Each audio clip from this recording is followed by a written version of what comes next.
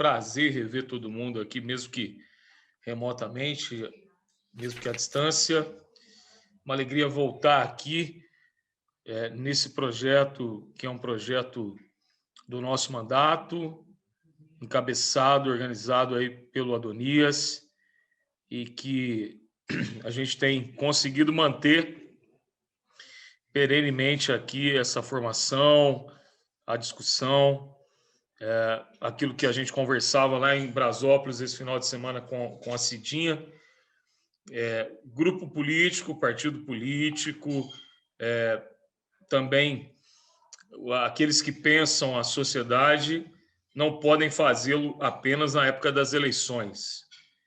E é esse o nosso pensamento, a gente construir esses laços, manter a nossa unidade, e esse é um espaço privilegiado para isso. A pandemia mostrou que dá para a gente fazer através dessa tecnologia, através das redes sociais. E hoje eu trago esse tema. Na verdade, esse termo, a era do capital improdutivo, é um termo cunhado, construído pelo professor Ladislau Dobor, que alguns aqui se recordam de uma live que eu fiz com ele,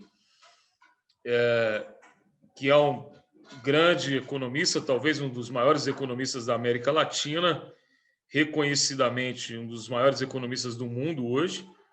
No Brasil, responsável por pensar a economia de Francisco, e nós vamos abordar aquilo que ele trabalha na obra dele, aquilo que ele entende como capital improdutivo.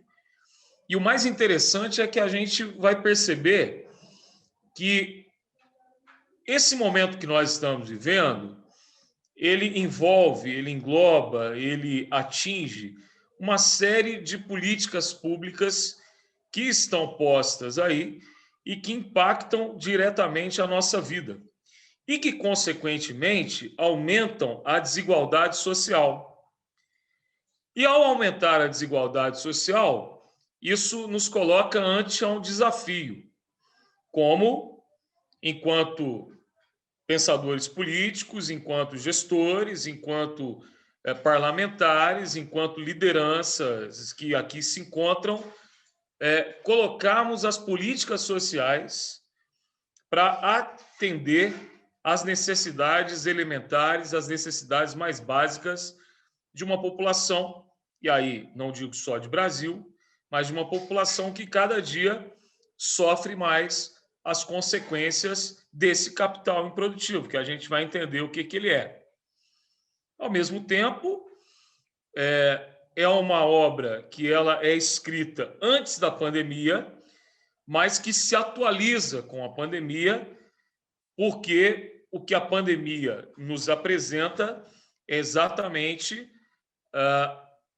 trazer à luz que a desigualdade, que o abismo social em que nós estamos colocados, ele é, desculpa, muito maior do que aquilo que nós imaginávamos. Então, são algumas questões aqui para a gente iniciar dentro daquilo que eu vou abordar. Eu sempre digo o seguinte, pessoal, eu não gosto muito desse negócio de PowerPoint, né? Cada um tem a sua metodologia. Um dia eu ainda vou conseguir chegar lá. Então, eu fiz um pequeno roteiro aqui e vou seguir esse roteiro. Então, em cima desse roteiro, a gente vai construindo aqui o nosso raciocínio. Bom, eu costumo dizer o seguinte, que a história ela sempre se deparou com algumas crises, que eu chamo de crises prediletas de cada momento. Então, você tem aqui crise de valores, crise das pandemias, crise da demografia, da economia, da energia. É bom lembrar que nós provavelmente estamos diante de uma grande crise energética, que estão escondendo isso aí, e talvez tenhamos que viver um novo racionamento nos próximos meses, Deus queira que não, mas tudo leva a crer que isso irá acontecer. Crise da especulação financeira, crise da educação, da cultura, de identidade, da banalização da vida. Nós já estivemos diante dessa crise no passado e estamos diante de uma crise da banalização da vida. E daí? Eu não sou coveiro, vai morrer gente mesmo, vamos fazer o quê? Então, são algumas frases que nós ouvimos durante a pandemia, de uma liderança política e de outros também, que demonstra que nós vivemos uma crise da banalização da vida. E o tipo de frase, ou frases, que remonta aí os piores ditadores, os piores sanguinários da história. O Stalin, tem até uma biografia dele aqui atrás, o Stalin dizia assim, terrível a frase dele: uma vida perdida causa muita dor, mas milhares são só estatísticas. Uma vida perdida causa muita dor, mas milhares são só estatísticas. Essas crises que explodem no mundo atingem muitas vezes bilhões e bilhões de pessoas, não é? Bom, não se trata aqui da gente escolher a nossa crise preferida, a nossa crise predileta, a crise que, de repente, menos dano ela causa para mim, para minha família. Se trata aqui de elencar dessas crises qual aquela que nos parece a mais ameaçadora. Então, fica aqui esse primeiro questionamento. Qual a crise para você é a que parece mais ameaçadora? Dessas que eu elenquei, da energia, da cultura, da saúde, da educação, a crise financeira e por aí vai. E é interessante que a verdadeira ameaça, ou a grande crise, a maior crise, não sei o que você pensou, ela vem de uma convergência do que aquilo que a gente pode chamar de sinergia de comportamentos, de sinergia de atitudes irresponsáveis, até mesmo frequentemente criminosas, que assolam a nossa vida, que assolam o nosso planeta. Então, o que nós pretendemos aqui, ao discutir esse tema, não é fazer um muro das lamentações, entendam isso. O que nós pretendemos aqui não é elencar as nossas desgraças. O que nós pretendemos aqui é pensar na vida humana. É pensar no ser humano de hoje, que aí eu posso dizer que não é um ser humano melhor e não é um ser humano pior do que as gerações que nos antecederam, gerações passadas. É claro que a gente se depara com uma série de crises de valores. Eu sempre falo para o Davi aqui, quando ele me relata comportamento de colegas, eu falo para ele, olha, você pertence a uma geração doente, emocionalmente frágil, uma geração que perdeu vários valores, mas a nossa geração da maioria aqui, Dr. Jefferson é novinho, não é, Donias? O Thiago Basoli aí também, tem outros aqui. O nosso querido Rod já é mais velho do que eu, então aí está numa outra geração. Mas praticamente todos nós aqui estamos. O professor Jefferson, 32 anos, parece que tem menos, né? Então, não dá para a gente fazer essa comparação. Qual geração é pior, qual geração é melhor. Mas dá para a gente dizer o seguinte: as instituições que nos regem, as regras do jogo social, tanto podem levar, tanto podem conduzir as dinâmicas extremamente positivas. E aí, quando eu falo de dinâmicas positivas, pessoal, é interessante nós lembrarmos de 30 anos na história recente da humanidade, entre 1945 a 1975. Porque entre 1945 a 1975, sobretudo nos países desenvolvidos, se viveu uma fase muito interessante da chamada social-democracia. Esse é um termo muito caro na história. Em alguns lugares, adota-se um modelo chamado de welfare state, o estado do bem-estar social. Para mim, o modelo de estado que mais se aproxima daquilo que eu defendo, daquilo que eu penso, daquilo que nós deveríamos lutar para se concretizar. E esse modelo ele está hoje presente nos países escandinavos, sobretudo, quando você tem ali um grande acordo social entre empresários, entre classe trabalhadora e entre o próprio Estado. O jogo ele se dá da seguinte forma: os grandes empresários, as grandes empresas, pagam os seus impostos. Quanto mais se ganha, mais impostos são pagos. Consequentemente, esses impostos eles se revertem em serviços prestados pelo Estado, que são serviços de qualidade. A educação de qualidade, a saúde de qualidade, a segurança, a infraestrutura, a questão do próprio lazer. Consequentemente, quem mais se beneficia disso é a classe trabalhadora. O que o Estado de Bem-Estar Social ele faz? Ele convence o empresariado de que os impostos que ele paga reverte-se em serviços que são aplicados de qualidade.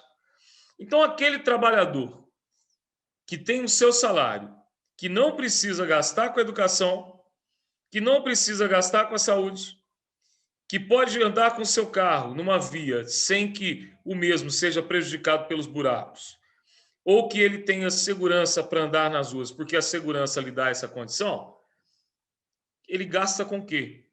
Ele consome, ele compra produtos. Então, todos ganham nesse estado de bem-estar social. É um capitalismo que é chamado aí de um capitalismo social. Então, quando esse estado ele é destruído, e quando ele é destruído, aí a gente não vai entrar aqui nos aspectos históricos, mas na década de 70 se tem aquela crise do petróleo, e aí vem aqueles discursos de quem quer sempre ganhar mais. Tá vendo? Deu errado esse tipo de Estado, esse modelo. Então, isso nos leva a uma série de conflitos absurdos, destrutivos, que, inclusive, um conflito que leva a essa sede de tecnologia, a essa sede de riqueza, a essa sede desenfreada até mesmo de conhecimento. Então, a gente pode dizer que após a implosão do estado de bem-estar social, nós entramos num verdadeiro caos, num caos social, num caos econômico, que foi se instalando no mundo. E esse caos diretamente ligado, esse caos intrinsecamente ligado ao que nós podemos chamar aqui de uma crise de instituições que já não respondem mais às nossas necessidades de convívio produtivo e civilizado. Vou repetir. A crise que instaurou o caos, e quando eu chamo de caos, o caos econômico, o abismo social, sobretudo no Brasil, é uma crise que levou a uma série de problemas de convívio produtivo e convívio civilizado. Ou seja, pessoal, cria-se um abismo, um hiato profundo entre o que é avanço tecnológico, que foram e continuam sendo espetaculares, isso aí é inegável, por isso que a gente está aqui. Porém, a nossa capacidade de convívio civilizado se estagnou e até regrediu. Quando eu digo isso, vamos pensar, por exemplo, olha como que a questão do convívio se estagnou e até regrediu. O Zygmunt Bauman, que eu gosto demais, tem praticamente todos os livros dele aqui, o Bauman fala de uma dicotomia. O ser humano se tornou mais individualista, mas ele perdeu a sua individualidade. Olha que interessante. O ser humano se tornou individualista, egocêntrico, egolátrico, mas ele perdeu a sua individualidade. Como que isso se dá? As pessoas, elas se isolaram, as pessoas passaram a pensar só em si, mas ao mesmo tempo as pessoas expõem a sua vida muito facilmente numa rede social. A gente sabe que tem muita gente por aí que a hora que vai dormir, como dorme, qual tipo de roupa que usa antes de dormir, conhecemos profundamente o quarto da pessoa, e por aí vai, porque ela começa a expor a sua vida. Inclusive, eu sempre comento aqui com a Elaine, a gente tem alguns casais que a gente conhece e a gente sabe muito bem quando o negócio não está bom, porque a pessoa faz questão de fazer um desabafo nas redes sociais para cutucar o outro. É impressionante. Isso é uma total perda da individualidade. Ou seja, o que a gente vive é uma crise que a gente pode chamar de um desajuste nos tempos, que é um desafio que alguns chamam até de uma crise civilizatória. Dentro disso, pessoal, a gente pode falar um pouquinho da crise econômica que nós vivemos. E quando eu digo de crise econômica, eu estou falando da crise que se instaurou a partir de 2008.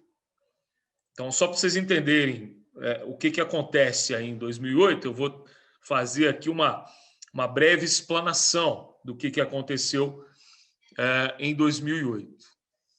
E a gente entende um pouco o que acontece após 2008, que na época, vocês lembram que o Lula disse a crise para o Brasil é uma marolinha.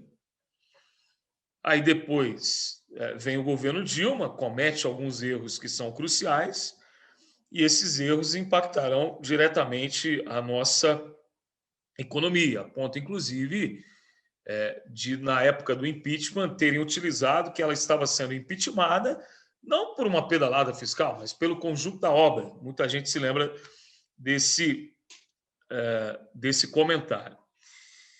Quando aconteceu a crise do 11 de setembro, na crise do 11 de setembro, após a crise do 11 de setembro, a economia americana estava assim. De repente, após o 11 de setembro, ela começa a declinar, né? Os gráficos demonstraram isso. O que o governo americano faz? O que o governo George W. Bush faz naquele momento?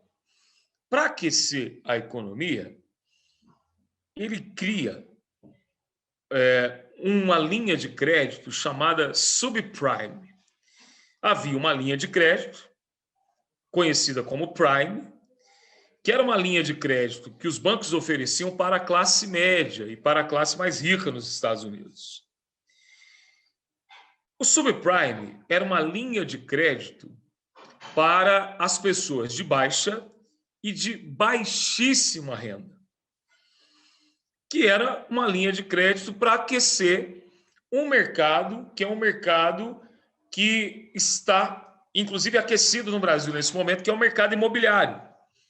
O aquecimento do mercado imobiliário no jogo econômico, ele cria um efeito dominó que faz com que você tenha outros segmentos que vão atrás do mercado imobiliário. Então, o subprime, ele dava a oportunidade para as pessoas de baixa e de baixíssima renda comprarem o seu imóvel. Mas aí você pode perguntar o seguinte, mas como é que uma pessoa de baixíssima renda ela teria acesso ao imóvel. Qual era a garantia que essa pessoa de baixíssima renda poderia pagar ali a sua dívida? O imóvel. A garantia era o próprio imóvel.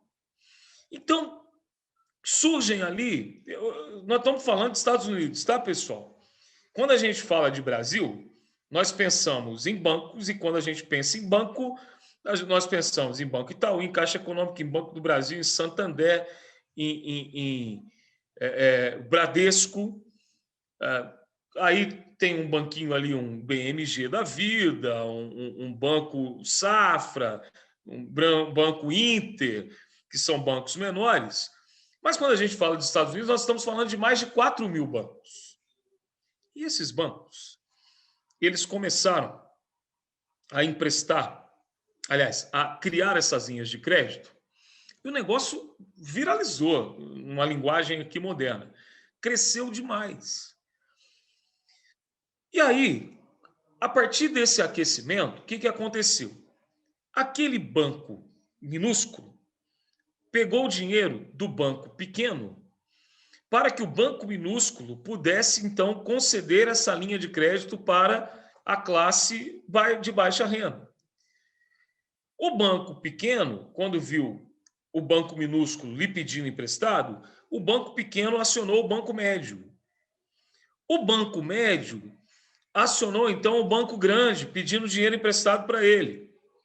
O banco grande, ele acionou o banco gigante, que emprestava dinheiro para o banco grande, que o banco grande emprestava para o banco médio para o banco pequeno para o banco minúsculo, até chegar na ponta.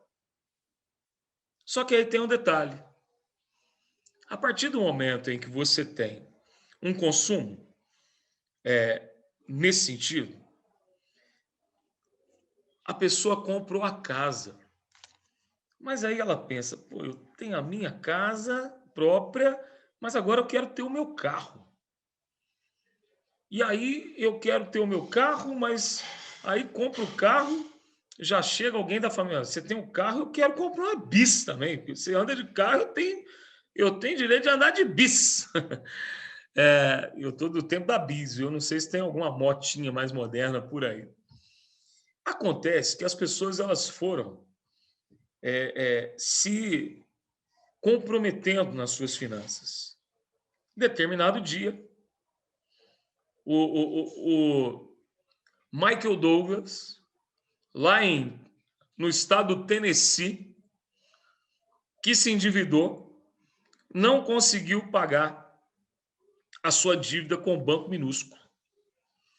O banco minúsculo, não recebendo do Michael Douglas, não conseguiu honrar a sua dívida com o banco pequeno, que ficou devendo para o banco médio, que ficou devendo para o banco grande, que não conseguiu pagar o banco gigante. Aí você tem o que chamou-se, naquele momento, de a crise da bolha imobiliária. E aí, como que os bancos começaram a recuperar a dívida?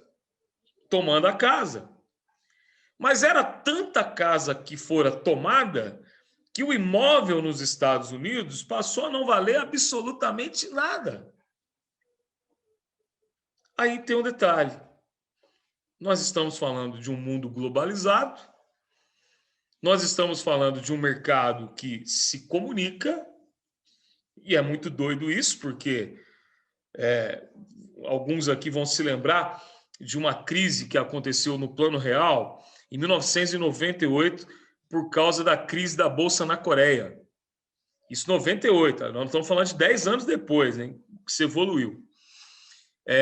O Thomas Jefferson era embaixador dos Estados Unidos na França. Quando ele morreu, a família do Thomas Jefferson só ficou sabendo da morte dele 13 dias depois. Em 1998, quando estourou a crise na Bolsa da Coreia, com 13 segundos, o real sofreu uma desvalorização brusca aqui. 10 anos depois, em 2008, quando aconteceu a crise da bolha imobiliária, 230 trilhões foram retirados de circulação do mercado. Ouviram o que eu acabei de dizer? O fato de ter se atingido a maior economia do planeta com dias, 230 trilhões foram retirados de circulação do mercado. 230 trilhões fora de circulação provoca uma crise econômica que atinge diretamente as economias do mundo todo. De lá para cá, então, tranquilo, gente? Tranquilo? Estão seguindo o raciocínio? Tudo bem. De lá para cá, como que passou-se a alguns grupos a recuperar isso? As instituições de crédito começaram a chamar aquilo, começaram a fazer aquilo que nós chamamos de sugar a capacidade de compra da população. E dessa forma, começaram ali o Dobor, ele usa a seguinte expressão: eles esterilizaram isso mesmo, a dinamização da economia. Ou seja, uma explicação mais simples, de lá para cá, de 2008 para cá, os recursos passaram a ser conseguidos por meio dos juros bancários. Olha o que nós estamos falando, tema era do capital improdutivo. No mundo todo, 40% dos adultos passaram a não conseguir pagar prestações com juros de suas compras. Isso é muito doido, gente.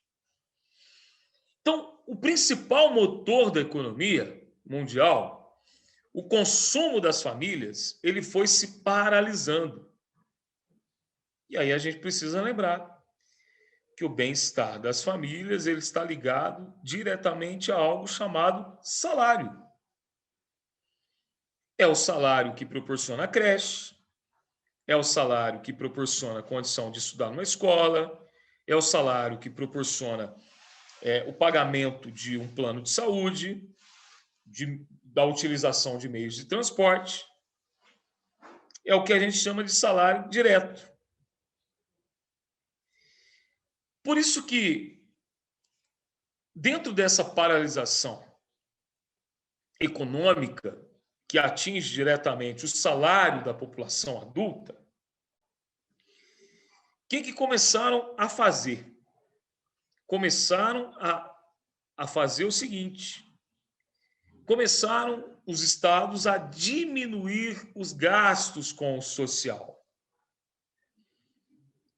E aí, esses gastos com o social transformou-se em uma política de privilégio ao chamado rentismo, que daqui a pouco eu vou explicar melhor o que seria esse rentismo, seguindo aqui uma linha de raciocínio. Ou seja, pessoal, o mercado financeiro ele começou a impor as suas exigências. Alguém está compartilhando a tela aí.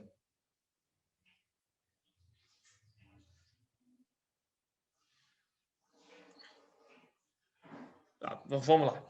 O mercado financeiro ele começou a impor algumas exigências e qualquer direção contrária ao mercado financeiro provoca por parte desse políticas fortes e um bombardeio da mídia que começa a amedrontar a população. Eu acho muito doido uma coisa, né?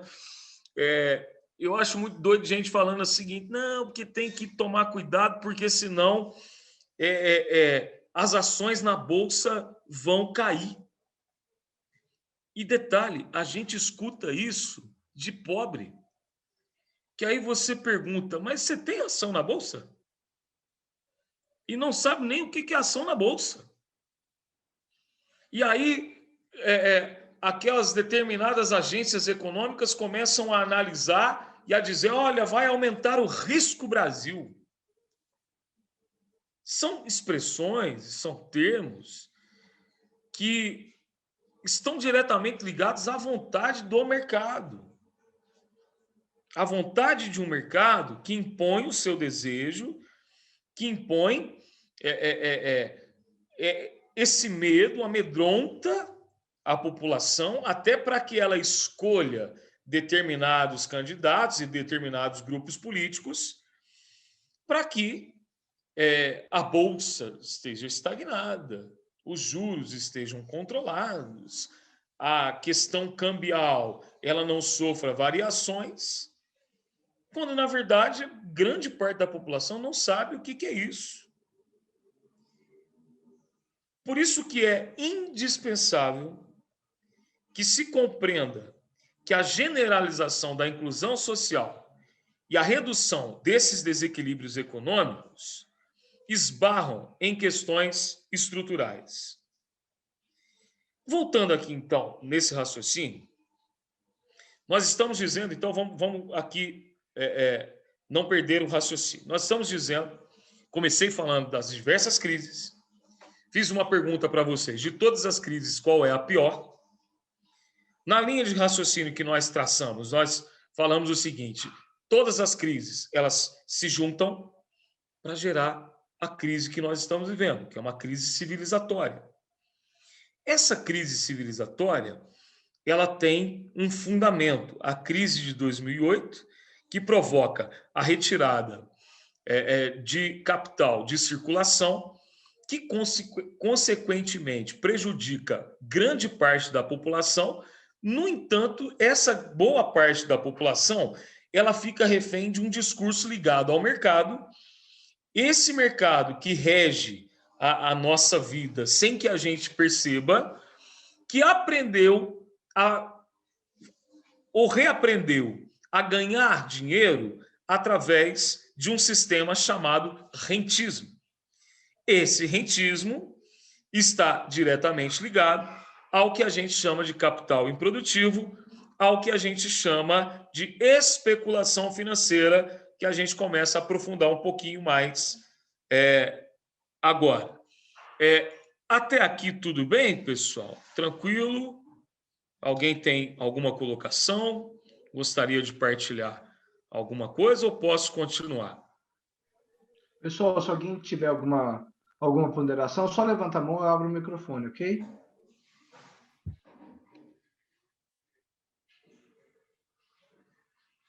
Então vamos lá. Como eu dizia, a economia ela se globalizou. Nós demos esse exemplo do que aconteceu com a crise da bolha imobiliária. Aí você tem as chamadas corporações transnacionais, os gigantes financeiros que operam em escala mundial, enquanto que os governos que no passado já eram impotentes, os governos continuam mais impotentes ainda diante dos interesses desses grupos financeiros.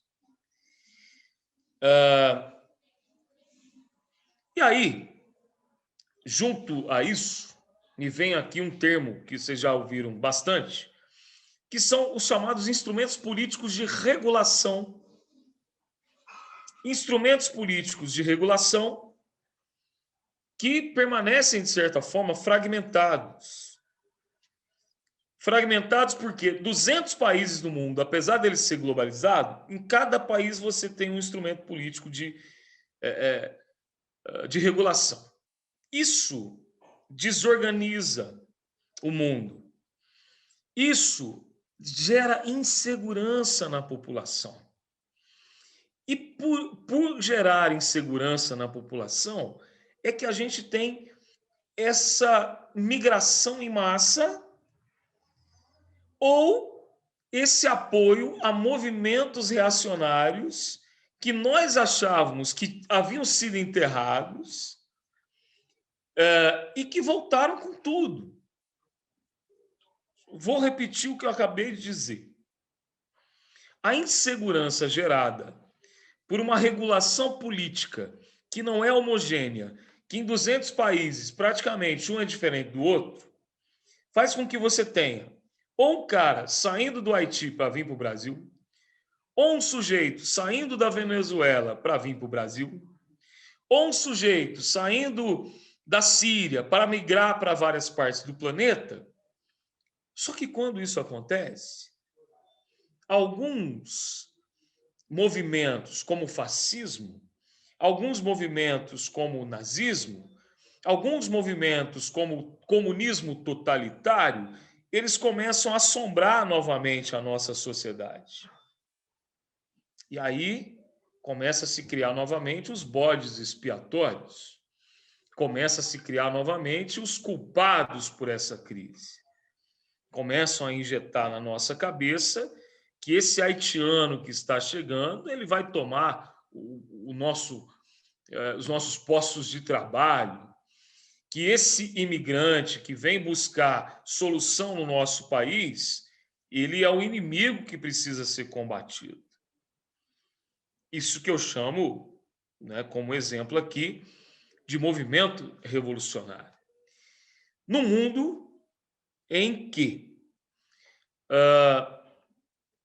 esse mundo ele amadureceu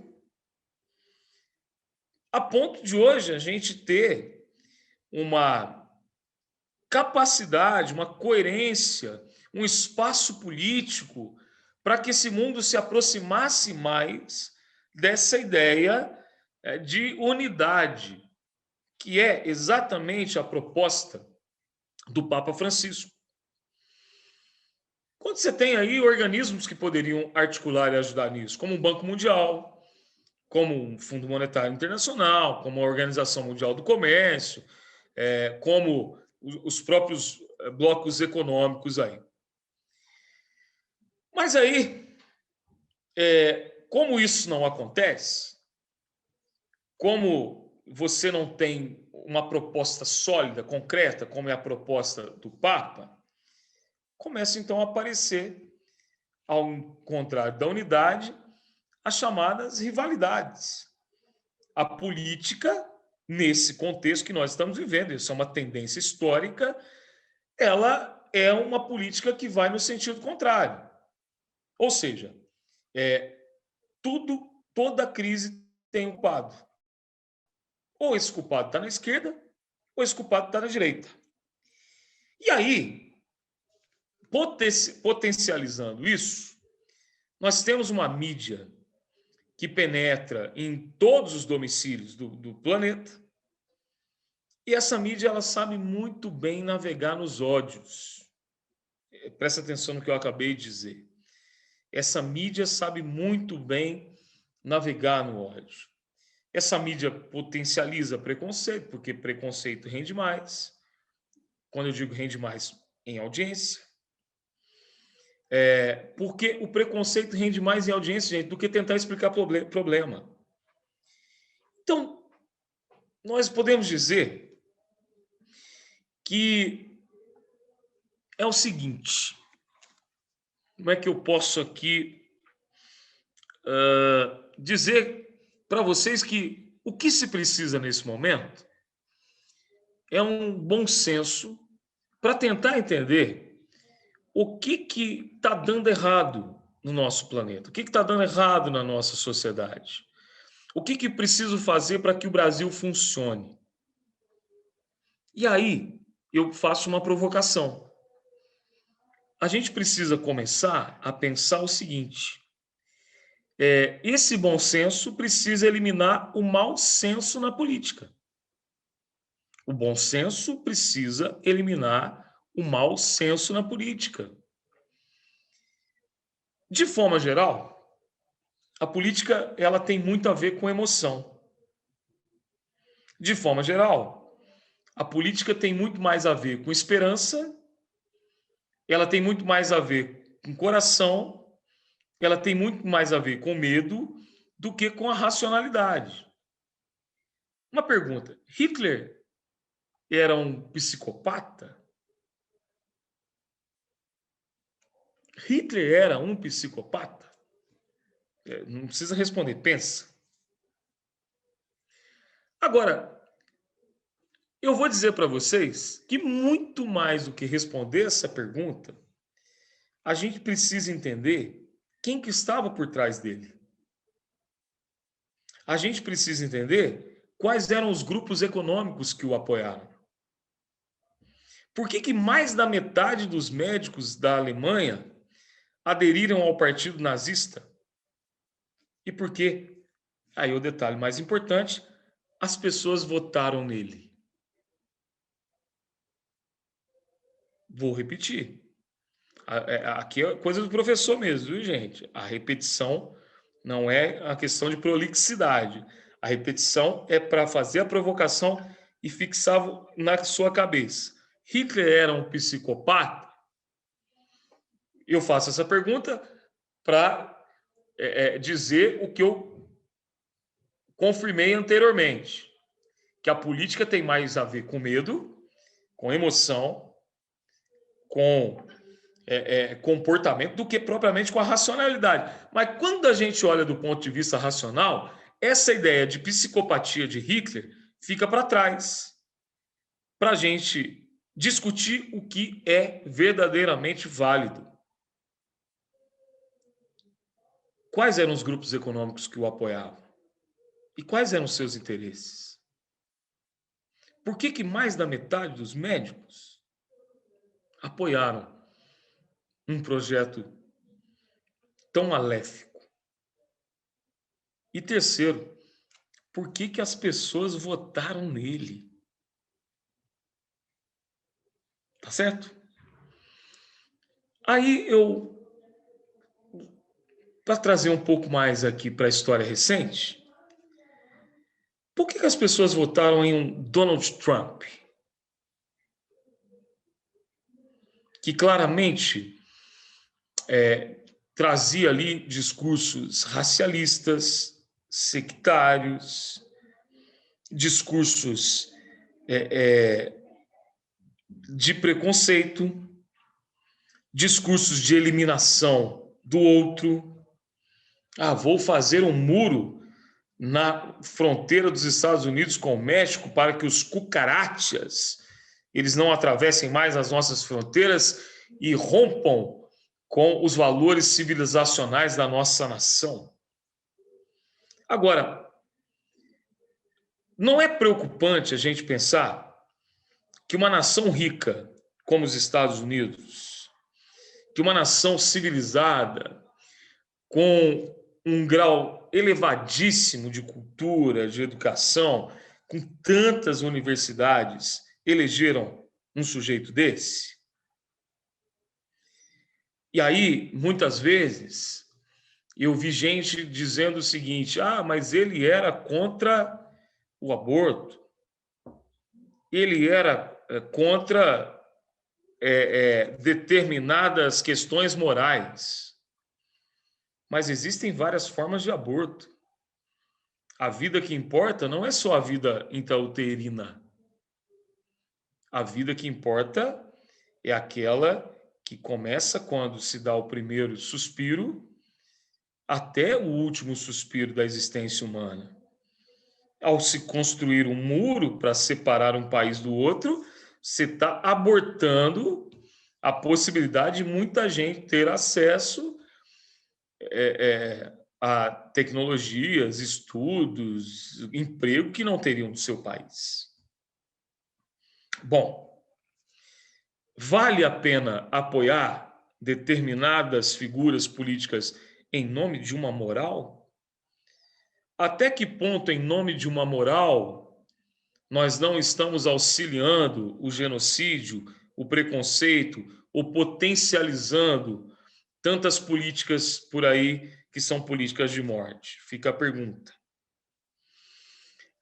Vou dizer que o que o mundo mais necessita e mais precisa nesse momento de crise civilizacional, de crise econômica, de rentismo que impera sobre nós, não é um discurso de ódio.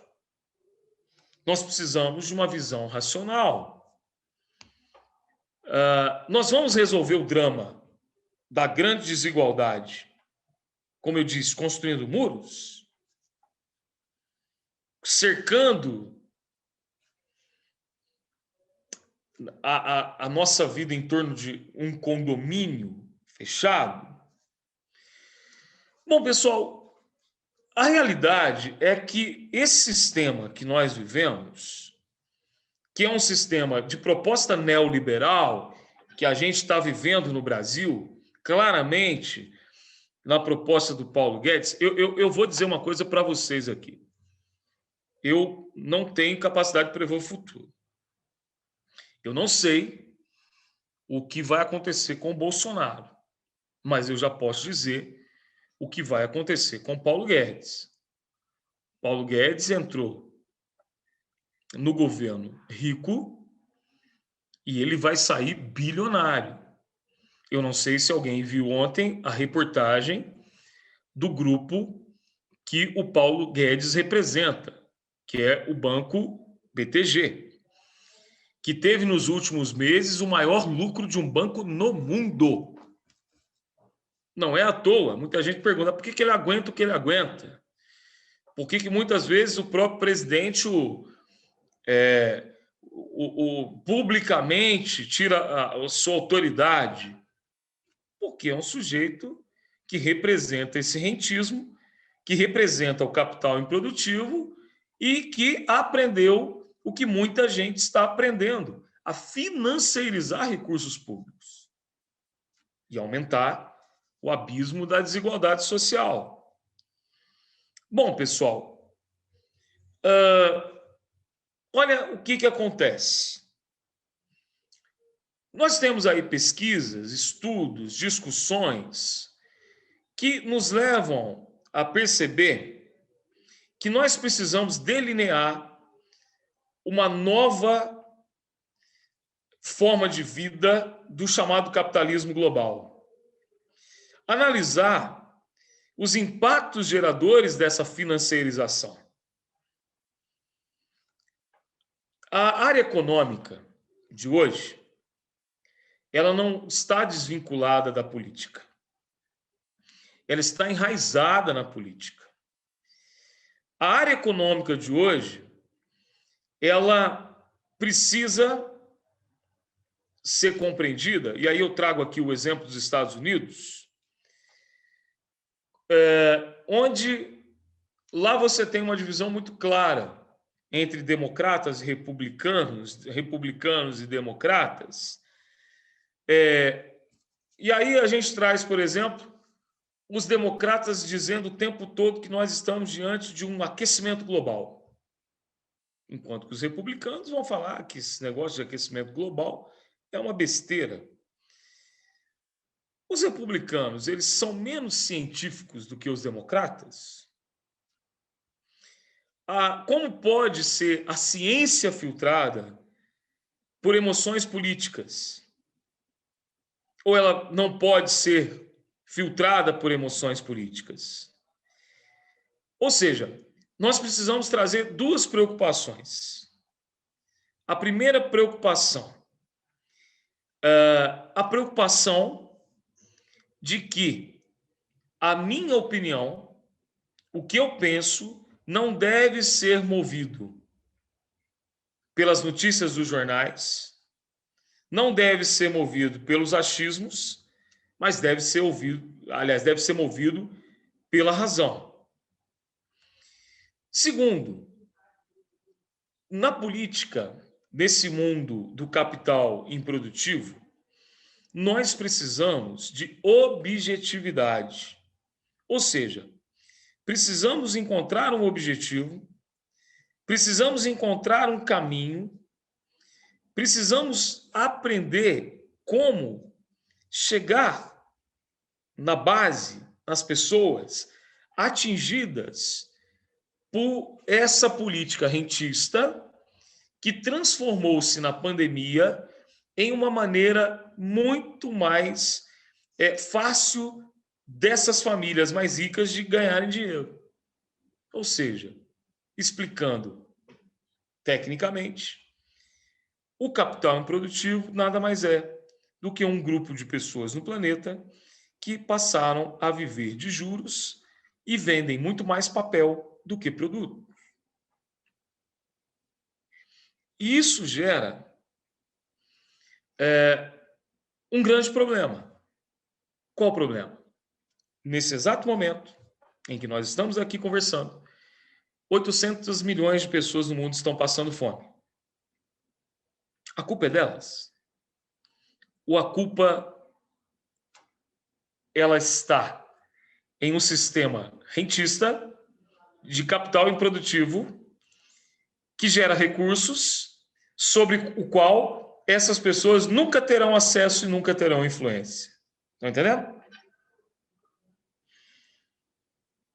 Ou seja, de quem é a culpa das 800 milhões de pessoas que nesse momento estão passando fome? Dessas 800 milhões de pessoas, 19 milhões estão no Brasil. No Brasil, hoje, 120 milhões de pessoas estão vivendo em segurança alimentar, ou seja, quase metade da nossa população, aliás, mais da metade da nossa população, perdoe, não sabe se vai comer amanhã ou o que vai comer amanhã. Nós estamos diante de uma impotência de não poder prover o alimento ao filho.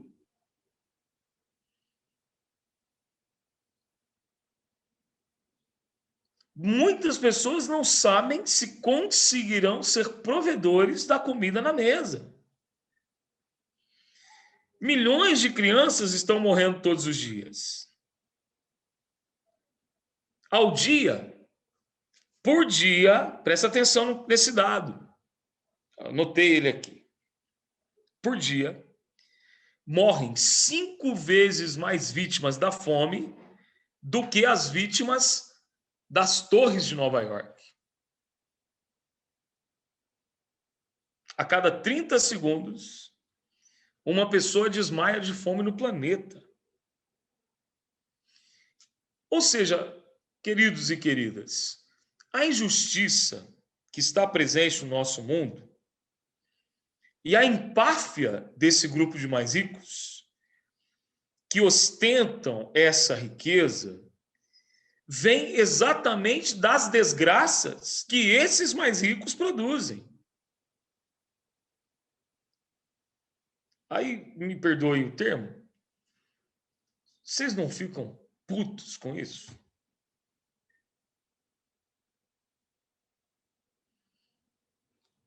Agora, a pergunta é, por quê? E quais são as alternativas? Como eu dizia agora há pouco, que objetivos nós devemos traçar enquanto lideranças para tentarmos diminuir nas nossas cidades? Esse é o objetivo aqui dessa discussão nessa noite. Para atenuar, diminuir, resolver o problema daqueles que estão mais próximos de nós. Porque só ficar puto não resolve.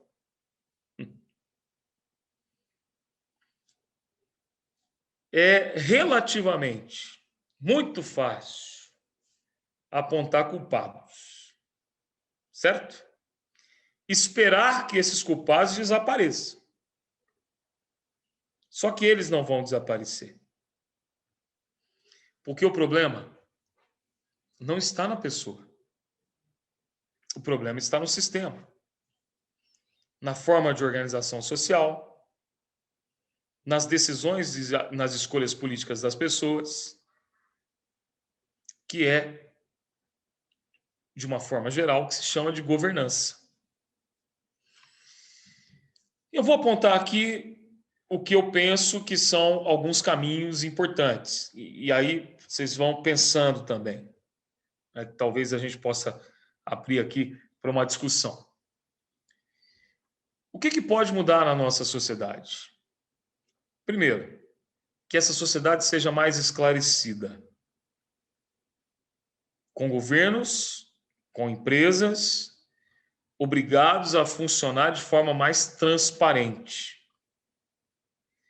Com sistema de gestão mais descentralizados e comunidades mais participativas. E aqui eu faço uma provocação, sobretudo a quem tem uma ligação com a igreja e que pensa na ideia de doutrina social da igreja.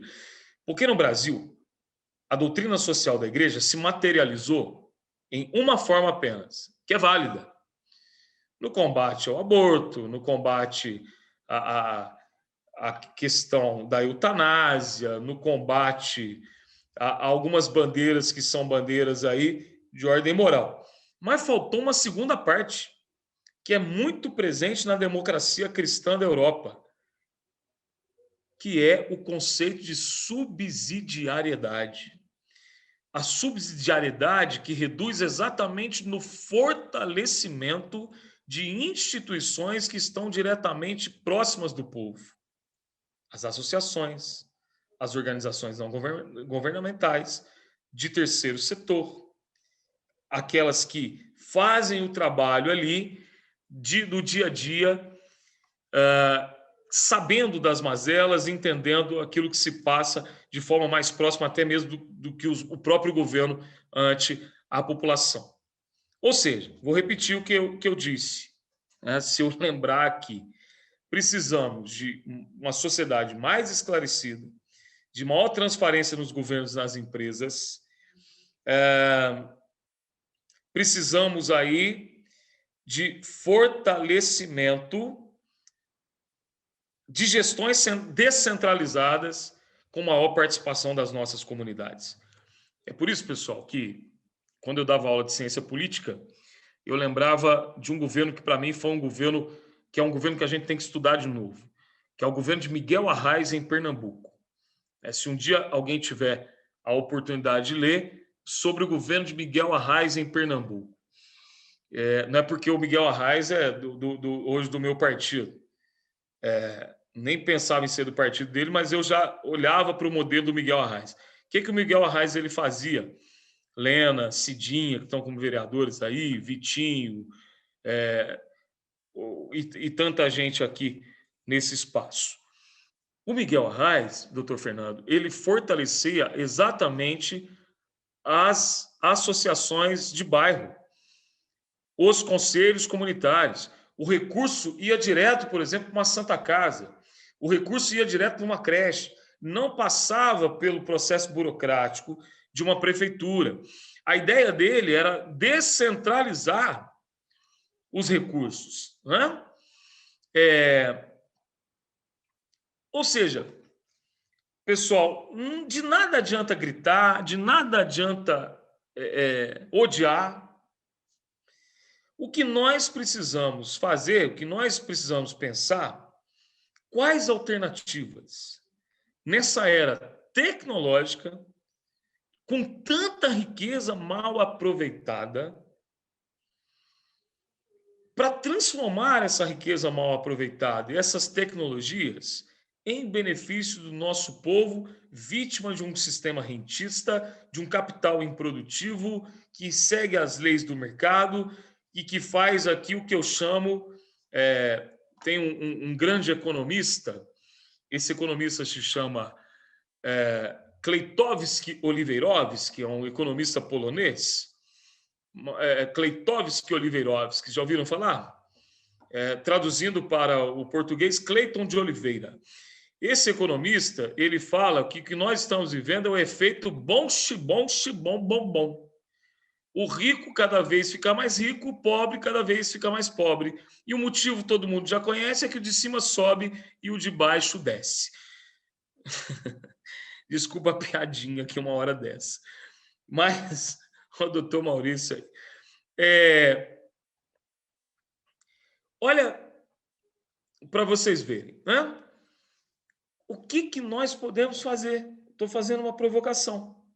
A Marília gostou aí. O que nós precisamos fazer? Ontem, aliás, anteontem eu estava no Hospital Madre Teresa aqui, fui levar a Elaine, e enquanto eu esperava ela ser atendida, estávamos eu, o Irley e o Boi.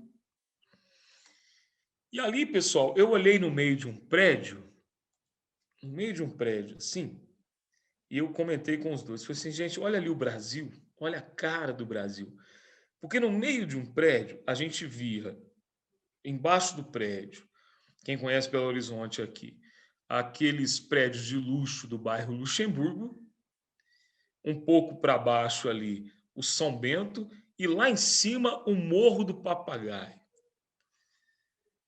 O doutor Fernando até balançando a cabeça. Ou seja, ali você tinha o cenário claro do abismo social na qual nós nos encontramos. Do abismo social na qual nós vivemos. Agora, quando a gente deixa de tentar entender isso, nós estamos sendo omissos. Tá certo? Quando nós olhamos para um cenário desse e isso não provoca em mim uma indignação, eu estou perdendo a minha humanidade. Eu estou perdendo a minha humanidade. Quando eu passo, e eu me lembro uma vez que eu estava em São Paulo e eu vi um morador de rua agonizando, e era claramente ali uma crise de cirrose, porque ele não conseguia respirar e, de repente, da boca dele começou a sair aquele líquido do fígado, que era aquele líquido escuro. E aquele cidadão, aquele senhor, ele precisava de atendimento.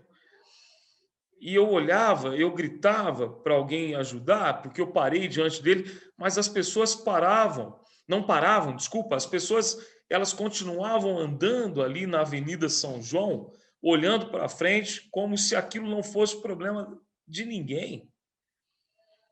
Tamanha a dinâmica de uma vida corrida voltada exclusivamente para o trabalho que faz você ficar cego ante a dor do outro.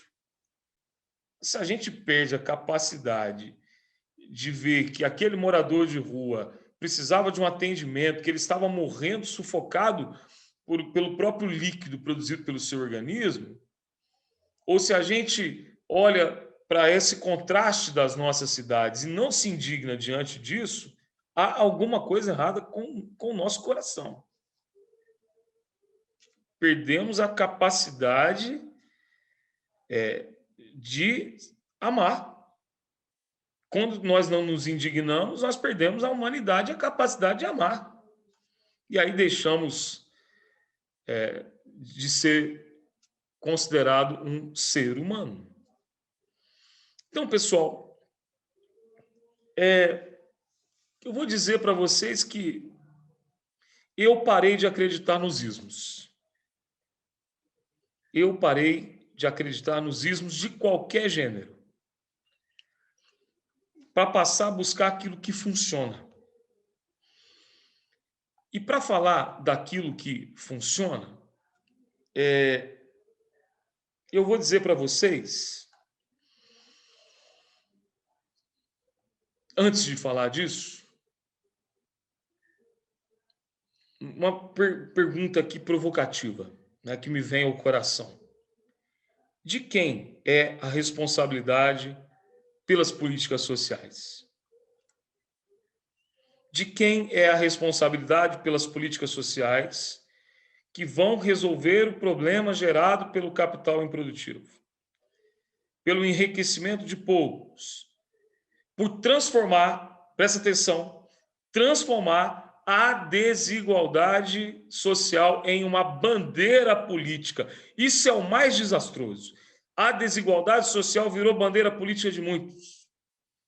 A desigualdade social virou uma ideologia política, porque ela atende aos interesses de uma pequena parcela dominante. Aí, se a gente parte, vamos tentar responder essa pergunta. De quem é a responsabilidade das políticas sociais?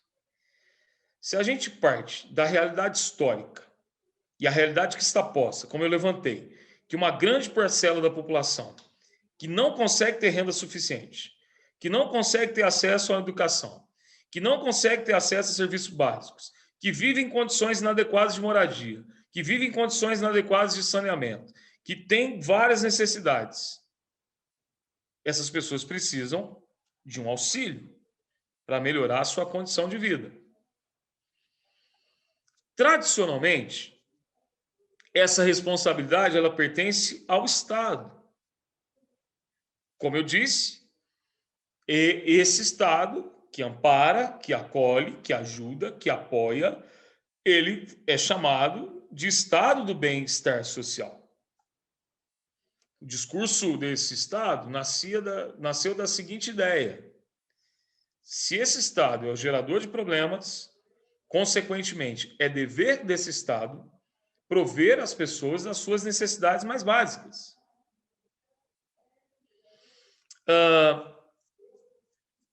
Estou preocupado com o tempo aqui. Então, vou tentar acelerar um pouco aqui, né? Então, o problema é que, quando a gente entrega tudo para o Estado, aí você corre o risco de ter um Estado clientelista, de ter um Estado que não muda a vida das pessoas, ele passa a ser um Estado paternalista, assistencialista, populista. Como, então, conseguir chegar nesse equilíbrio para que a gente tenha um Estado que, ao mesmo tempo, dê conta de realizar políticas sociais, a qual eu acredito que é da responsabilidade dele, mas de um Estado que, ao mesmo tempo, crie condições para que essa pessoa ela possa caminhar também com as suas próprias pernas. O que acontece é que, nesse capital produtivo, nesse contexto, no que o Estado se transformou? Subsidiário do mercado. Subsidiário. O Estado que a gente vive é um Estado subsidiário do mercado. Um Estado que implode programas voltados para os setores sociais. Então, pessoal, vamos pensar aqui o seguinte: nós precisamos implantar uma política social que atenda os princípios de eficiência, de eficácia.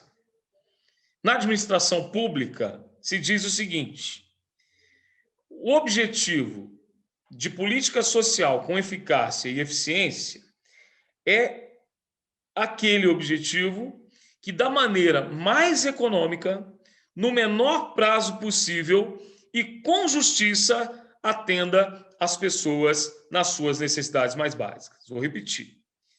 Na administração pública, conceito de eficiência e eficácia de política social é aquela que, da forma mais econômica, da forma mais curta, da forma justa, consiga atender às necessidades mais básicas da população. Em outras palavras, as políticas sociais são formas do Estado intervir na sociedade. E essas políticas sociais, elas aparecem aí com vários exemplos, e vários exemplos aqui, inclusive do ponto de vista conceitual, que a gente poderia... deixa eu pensar aqui, por exemplo. Quando a gente fala de regime liberal, o regime liberal que está posto aí, ele faz o quê? Ele minimiza o Estado. Ele individualiza os ricos. E deixa todas as soluções, elas estão diretamente ligadas ao mercado. Existe um regime conservador, que é um regime que fortalece o viés corporativista. Como que seria o viés corporativista? Os riscos, eles são divididos. A ideia de solidariedade corporativa. Alguns chamam de familiarismo. É uma questão interessante.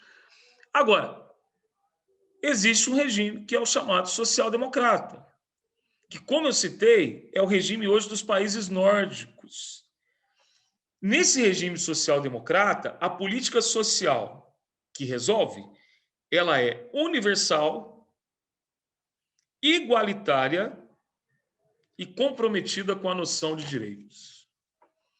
Universal, igualitária, comprometida com essa noção de direitos, ou seja, todo mundo tem direito a comer, todo mundo tem direito a trabalhar, todo mundo tem direito a ter um atendimento de saúde pública com qualidade. Né? Então, eu vou aqui já partindo aqui para o encerramento e a gente abrir para uma discussão, até trazendo algumas questões aqui.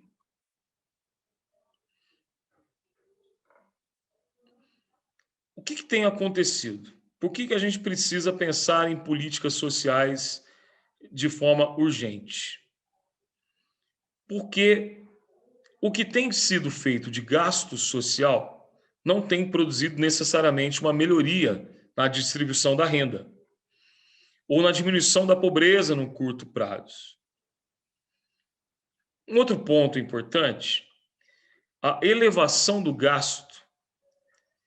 gasto social, e aí um erro que tem se cometido, é que tem se aumentado o desemprego e a informalidade, o que tem anulado alguns efeitos positivos. Né? Ou seja, em outras palavras, algumas pessoas se acostumaram simplesmente a viver daquilo que como que eu posso dizer, de esmola que é dado pelos nossos governos. O aumento ou a persistência, né, dos níveis de pobreza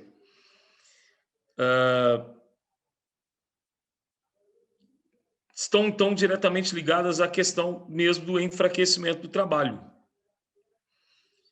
Ou seja, pessoal, não tem outra solução a não ser que o gasto social ele deve ser consideravelmente aumentado com a finalidade de aumentar também a capacidade de produção econômica e social da população. Ah, Cleito, mas como é que você faz isso?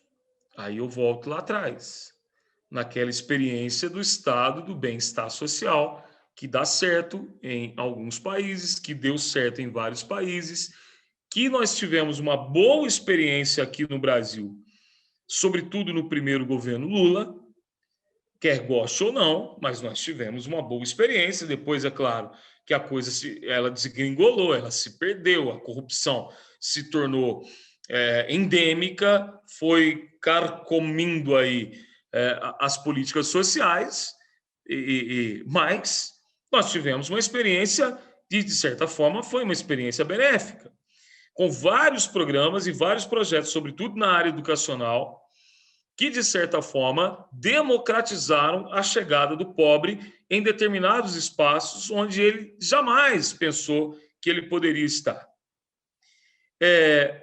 Ou seja, não há problema em integrar uma política social, não há problema em você fazer uma ação social de forma geral, sem ser setorialista, entendendo o seguinte: a política assistencialista, ela não é ruim, desde que essa política assistencialista não se torne uma política assistencialista populista. O que é uma política assistencialista populista? Vamos fazer um auxílio emergencial nos 3, 4 meses de pandemia. Mas e depois? Vamos aumentar o Bolsa Família porque falta pouco tempo para terminar o governo e nós precisamos entrar em determinados setores da sociedade onde o outro partido político ele entra melhor do que o nosso grupo político. E talvez aumentando o Bolsa Família nós podemos conquistar esse nicho eleitoral. Ou seja, as políticas sociais, de caráter permanente, de financiamento independente do ciclo econômico, elas podem ser a solução. A solução também, e a gente já discutiu isso nesse espaço, ela se dá, pessoal, com a potencialização das nossas economias, da nossa polis, da nossa cidade, oferecendo para as pessoas a possibilidade delas terem renda, de ganharem dinheiro através desse tipo de política. Vou dar um exemplo. Ontem, eu e o Fernando participamos de uma reunião com o prefeito. Esse prefeito teve a seguinte sacada. Lá na cidade dele começou-se a produzir mel. E à medida que foi se produzindo mel, a qualidade da produção foi melhorando. Até que um dia teve a ideia. Opa, vamos importar uma abelha que tem lá não sei onde, que essa abelha, ela não tem o hábito de ferroar.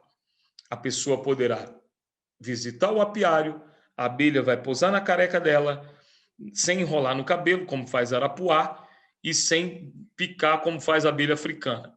Junto com as abelhas, ele vai poder pegar o favo, chupar o mel, e assim um ciclo está acontecendo na cidade, a ponto dessa pequena cidade estar se transformando na capital brasileira do mel, no sul de Minas, atraindo turismo, gerando emprego, gerando renda, exportando o mel. Isso é uma política social. Como, por exemplo, eu cito... Parece que eu vi o Jaime aqui, Não, de Juruá. O Jaime está aqui, sim. Jaime... Tá aí, Jaime? Deixa eu ver aqui. Não tá mais, não. Não tá não, tá não. Pessoal, Juruáia, eu sempre gosto de contar essa história. E aí fica, por exemplo, aqui, o desafio para nós pensarmos na nossa cidade. Fica aí o desafio principalmente para cidades menores, fica o desafio para o nosso querido prefeito Rod. Fica aqui o desafio para os vereadores. Juruáia é uma cidade hoje que você, quando fala de política social, você está falando de algo que a cidade conseguiu criar, que é impressionante. Juruáia não tem uma pessoa da cidade desempregada. Pelo contrário, você tem defasagem lá, 7% de defasagem. Então, tem que buscar gente de fora para trabalhar em Juruáia, que todo mundo se lembra, virou a capital brasileira da lingerie. E a história começa num fundo de quintal, onde uma doninha começa a produzir a sua lingerie e começa a vender. E a demanda aumenta, ela chama a vizinha. Ah, por que você não começa a produzir também? O negócio é bom, dá dinheiro. A mulherada compra. Ela não vai comprar nas Casas Marisa, vai comprar da gente aqui. Aí, essa outra doninha chama uma terceira, quarta, e aí elas percebem o seguinte: opa, nós estamos ganhando dinheiro com isso, por que as vizinhas aqui não podem ganhar também? Até que um dia forma-se uma primeira associação, 30 mulheres começam a produzir lingerie. E uma delas tem uma ideia. Uai, nós estamos vendendo bem aqui no município. Eu acho que a gente pode começar a vender para os municípios aqui em volta. Qual que é a ideia? Vamos chamar a atenção dos municípios em volta. Vamos convidá-los para vir aqui num desfile de lingerie. Aí uma delas se preocupa. Opa, peraí, nós estamos em Juruáia, desfile de lingerie? O que o padre vai pensar? Vamos pedir para o padre. Para ver se não é pecado fazer um desfile de lingerie. Vai falar com o padre. O padre vai, não. Se quiser fazer o desfile no salão da casa paroquial, vocês podem fazer. O padre vem para frente também, né? Acho que desfile de lingerie não é para ser feito no salão da casa paroquial, no salão paroquial da matriz. Mas tudo bem. E fizeram. Hoje, são 820 confecções.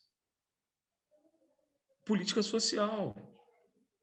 Algo foi potencializado. E as pessoas entenderam ali que se uma ganhava dinheiro, a outra podia ganhar também. Quando fala-se de política social permanente e de potencialização das mesmas, é no sentido de forma criativa, pensarmos juntos. Isso aqui é uma primeira aula que a gente vai voltar nesse assunto. Vou pedir para o Adonias me chamar para a gente dar exemplos de políticas sociais, que não deu tempo de dar esses exemplos. Hoje eu fiquei mais no plano teórico. Aí depois eu vou trazer aqui o plano. Mas eu já queria falar para o senhor Adonias, para a gente trazer aqui alguém do movimento Focolare, para falar de uma experiência vivida pelos empresários do movimento Focolare chamada economia de comunhão.